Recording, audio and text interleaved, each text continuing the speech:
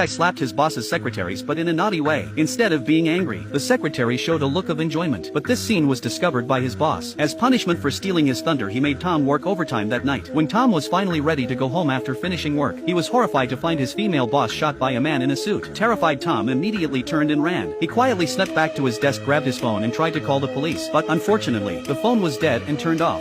Goddamn iPhones. He had no choice but to quickly recharge his cell phone. But when he turned around, he saw his colleague's body lying next to him while he was frozen. There were footsteps at the door. It turned out that the murderer had found the place. Luckily, Tom hid in time, so the killer didn't find him. While the killer was moving the body, Tom quietly slipped out and hid in the storage room. As he secretly watched the killer, the man suddenly turned and looked in his direction.